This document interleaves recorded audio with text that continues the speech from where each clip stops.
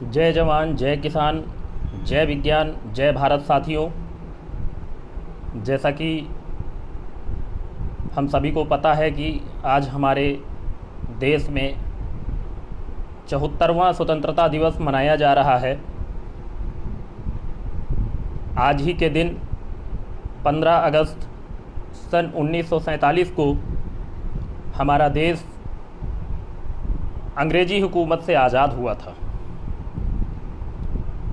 मैं इस दिवस को आंशिक स्वतंत्रता दिवस कहना चाहूँगा।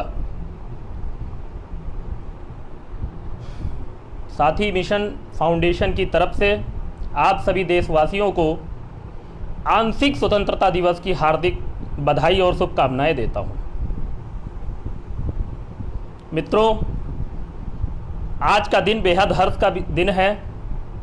आज के दिन हम खुशियाँ इसलिए मनाते हैं क्योंकि आज ही के दिन हमारा देश अंग्रेज़ों की गुलामी से आज़ाद हुआ था। हमें चतुर्दिक स्वतंत्रता अर्थात आर्थिक, सामाजिक, राजनीतिक और सांस्कृतिक स्वतंत्रता का अधिकार प्राप्त नहीं था।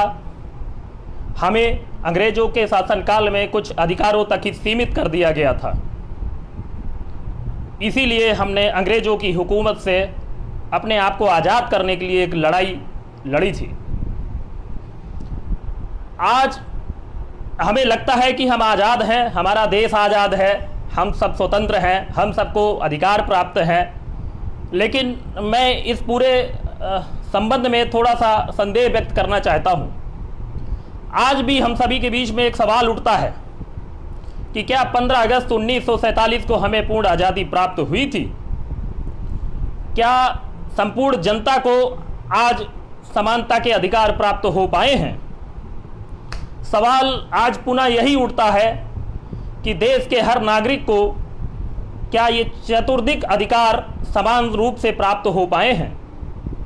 जहां देश हजारों जातियों और उपजातियों में विभाजित किया गया है, लोगों को उन्हीं जातियों और उपजातियों के अनुसार जीवन जीने का अधिकार प्राप्त है।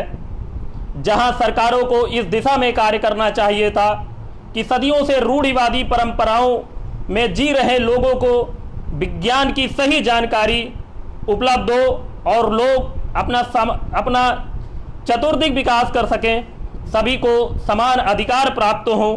किंतु आज हमारे देश में ऐसा माहौल बनाया जा रहा है कि लोग अधिक से अधिक उन पुरानी रूढ़िवादी परंपराओं में फंसे रहें, जहां लोगों को जागरूक कर ओरिजिन ऑफ स्पीसीज की सही जानकारी देकर लोगों को विज्ञान की तरफ ले जाना चाहिए था। ये कार्य हमारे सरकारों को करना चाहिए।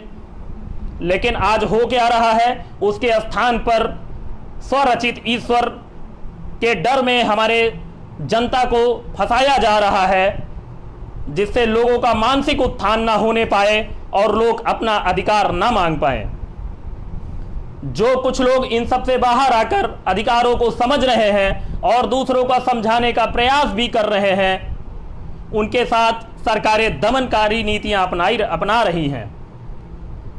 जरा विचार कीजिए कि 135 करोड़ जनसंख्या वाले देश भारत को 6.7 करोड़ वाले देश फ्रांस से विशेष टेक्नोलॉजी वाले हथियार खरीदना पड़ रहा है। ऐसा क्यों? क्योंकि हमारा देश अब वैज्ञानिकता की ओर बढ़ रहा है। हमारे देश को अवैज्ञानिकता की ओर बढ़ाया जा रहा है। तो क्या देश के अंदर ही बांटो और शासन करो की नीति अपनाई जा रही है? देश के अंदर जाति और मजहब के आधार पर चतुर्दिक अधिकारों को बंटवारा हो रहा है। जरा कल्पना कीजिए कि जिस देश की जनता को हजारों जातियों और उपजातियों में बांटा गया हो और उनके उसी जाति उपजाति के आधार पर ही जीने का अधिकार प्राप्त हो, जाति आधारित विकास के एजेंडे लागू होते हों, उसी अनुरूप उन तक सरकारी सुविधाएं पहुंचती हों, तो क्या देश सही मायने में आजाद हो पाया है? जिस देश में जन्म से ही किसी बच्चे को सामाजिक और सांस्कृतिक भविष्य तय कर दिया जाता हो, उसके उच्च अथवा कुलीन होने का प्रमाण पत्र दे दिया जाता हो, उसे अपने अनुसार समाज में बैठने उठने, शादी विवाह आदि का चयन करने का अधिकार ना हो, जीवन पर्यंत जातिगत आधारित टिप्पणियों का सामना करना पड़ता हो, तो क्या ऐसे बच्चों का सामाजिक, राजनैतिक, आर्थिक विकास हो सकता है? क्या अभी कभी ऐसा चतुर्दिक उत्थान हो सकता है? मुझे लगता है कि ऐसा नहीं है। यदि चतुर्दिक विकास नहीं है तो फिर देश को क्या संपूर्ण स्वराज मिल पाया है? यह सवाल उठना लाजमी है। मित्रों, देश को तो चंद पूंजीपतियों को हाथों में दे दिया गया है। उन्हीं चंद पूंजीपतियों को देश की तस्वीर निर्धारित करने का अधिकार प्राप्त हो गया है। जहां देश की जान कहे जाने वाले किसान, मजदूर, आदिवासी आज भी फटे हाल किसी तरह अपने मजबूर हैं। गरीबी, अपमान, अन्याय और शोषण चारों तरफ चरम पर है। वहीं जनता के धन से ही पूंजीपति बने चंद अमीरों को सरकारें नियंत्रित करने का अधिकार प्राप्त हो चुका है। उन्हीं पूंजीपतियों को मेहनत कश समाज के लिए नीतियां बनाने का अधिकार प्राप्त है। वही पूंजीपति देश के मेहनत कश समाज का शोषण कर रहे हैं। क्या इसी स्वराज की खुशी में हम सब झूमते नाचते हैं? क्या यही संपूर्ण स्वराज है? क्या इसी स्वराज की कल्पना हमारे पूर्वजों ने किया था? क्या इसी सर्व स्वराज के लिए हमारे पूर्वजों ने स्वतंत्रता की लड़ाई लड़ी थी? ईमानदारी से अगर उत्तर खोजोगे तो जवाब होगा नहीं, नहीं, नहीं। अब हमें पूर्ण स्वराज की एक और लड़ाई लड़नी पड़ेगी। धर्म और जातिगत ऊंच नीच, भेदभाव के आधार पर असमानता के खिलाफ, रूढ़वादिता के खिलाफ, मनुवाद के खिलाफ एक लड़ाई हम सबको लड़नी पड़ेगी। एक लड़ाई ऐसी जो विज्ञान के लिए हो, एक लड़ाई समतामूलक समाज के लिए, एक लड़ाई समाज के चतुर्दिक अधिकारी को लिए, एक लड़ाई सही मायने में आजादी के लिए, एक लड़ाई सही मायने में पूर्ण स्वराज के लिए। तो साथ आइए, साथी बनते हैं और लड़ाई लड़ते हैं दूसरी आजादी की, पूर्ण स्वराज की।